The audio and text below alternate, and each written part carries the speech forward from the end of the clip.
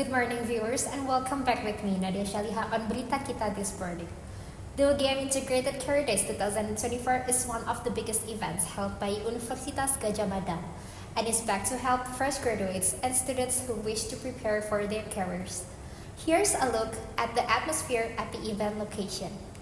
This event took place on November 16 to 17 and aimed to connect students and alumni with various well-known companies in Indonesia.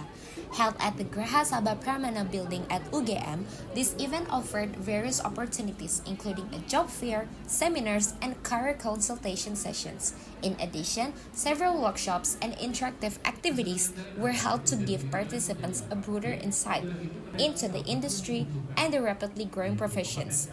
UGM Integrated Career Days 2024 also involved over 10 companies from various sectors such as technology, finance, and manufacturing. All of them are ready to offer job opportunities to job seekers. Through these events, it is hoped the participants will find career opportunities aligned with their fields of expertise and prepare for a more promising future. Oke, jadi acara ini tuh diharapkan dapat membantu antara job seeker, pencari kerja fresh graduate yang ada di Jogja dan sekitarnya untuk lebih mengenal ke perusahaan-perusahaan mitra dan mempersiapkan karir mereka ke depannya gitu. Dan diharapkan juga nantinya si pekerja fresh graduate ini dapat mendapatkan karir impian mereka, dan mungkin juga nggak cuma untuk yang fresh graduate, bisa buat mahasiswa seperti kita juga biar lebih tahu nih gimana ininya kayak dunia kerja itu seperti apa, lebih mungkin kayak curi start seperti itu.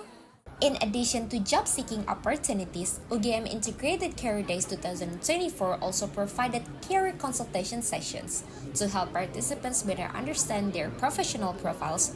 For those looking to apply for jobs, various tips and tricks on writing an attractive CV and how to handle job interviews were shared by professionals in the field. That's a brief overview of the UGM Integrated Career Days 2024, which took place recently. For those who couldn't attend, there's still time next year to join and explore the career opportunities you've been dreaming of. That's all for our report on the UGM Integrated Career Days. We hope this event can open up more career opportunities for students and job seekers in our beloved city of Yogyakarta. The next that wraps up our current updates. Now, let's shift gears and take a look at a popular destination in Indonesia that continues to capture the hearts of both locals and tourists. It's none other than Malioboro, a vibrant street in Yogyakarta known for its bustling atmosphere, street markets, and rich cultural heritage. As the holiday season approaches, Malioboro is witnessing an influx of visitors eager to experience its unique blend of traditional crafts, local cuisine, and lively street performances. Let's take a closer look at how the atmosphere there is shaping up for the season ahead. Stay with us.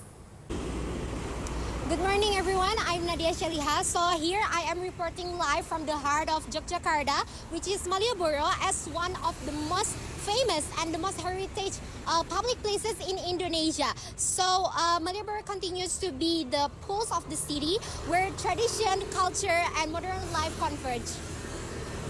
Malioboro Street is one of the most well-known destinations in Yogyakarta. It's a cultural hub filled with street vendors, traditional markets, and the unmistakable sound of bustling activity. For many, it's a place to shop, eat, and enjoy the local entertainment. But what's interesting is that even locals from Yogyakarta who live here day in and day out still flock to Malioboro.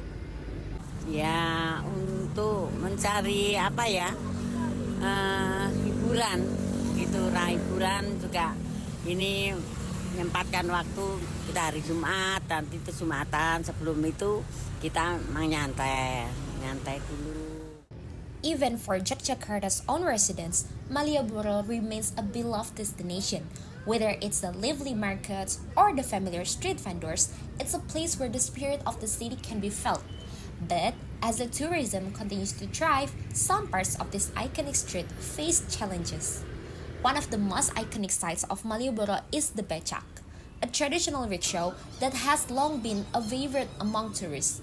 However, despite the crowds, the Becak drivers are facing a tough situation. Unlike other modes of transportation, such as public buses, and taxes, the Becaks have been seeing fewer passengers lately. Kalau sekarang itu musimnya sepi, jadi nggak ada pendatang yang datang. Kalau orang sini aja sekarang sudah nggak mau becak. Despite their charm and the scenic ride they offer, Becak drivers are increasingly facing stiff competition from faster, more modern forms of transportation, leaving some of the city's most traditional transporters struggling to stay busy. Jadi kalau Jogja itu ibaratnya Tuhan atau Allah ketika menciptakan Jogja kayaknya sedang jatuh cinta gitu ya. Jadi semua sudut di Jogja itu sangat romantis, sangat estetik, sangat indah, dan vibes-nya itu penuh dengan kasih sayang seperti itu. Jadi membuat semua orang walaupun kayaknya udah pernah datang ke Jogja, tapi selalu ingin kesini lagi, ingin selalu balik lagi. Dan sekarang kan Jogja penataannya sudah sedikit berubah ya. Jadi terakhir kali ke sini waktu itu Malioboro-nya belum seperti ini. Terus sekarang tiba-tiba sudah berganti suasana baru dan menurut saya lebih estetik, lebih indah lah gitu, lebih luas. Malioboro continues to be a hotspot for tourists, offering a unique blend of culture, shopping, and street life. However, with new modes of transport becoming more popular, traditional forms like the Becak face new challenges in moderning city. So as we've seen today, Malioboro continues to be a place where history and modernity blend effortlessly together. So whether you're here for the shopping or for the culture or simply to take in the insights and sounds, it's clear that this iconic street remains a central part of Yogyakarta identity. So that's all from me. I'm Nadia Shaliha. Thank you so much for today. From the vibrant streets of Malioboro, we now turn to a significant issue that has been making headlines recently. The planned increase in the Pajak Pertambahan Nilai or PPN to 12%. This change is set to impact various sectors and everyday consumers across the nation. To give you a better sense of how this is affecting the public, we've gathered opinions from people on the streets. Let's hear their thought in this Vox Pop segment. Kalau menurut saya enggak ya, karena Indonesia kan masih negara berkembang ya. Untuk negara maju kayak Singapura misalnya itu kan kenaikan PPN-nya cuma 9%, Korea Selatan negara maju itu 10% kalau saya nggak salah ya. Nah Indonesia yang masih negara berkembang 12% itu lumayan tinggi ya, cukup tinggi. Jatuhnya bukan memajukan perekonomian, malah memundurkan, karena dengan keadaan Indonesia yang sekarang untuk kenaikan PPN itu bukan langkah yang tepat sih menurut saya. Kalau menurut saya sih kurang tepat ya, karena untuk masyarakat yang menengah ke bawah juga nggak begitu membantu soal itu sih. Menurut saya ya sebagai warga kecil, menurut saya kurang tepat sih, soalnya dengan kenaikan PPN 12% itu akan menghambat perputaran keuangan. Jadi daya beli masyarakat pasti akan lebih menurun kan.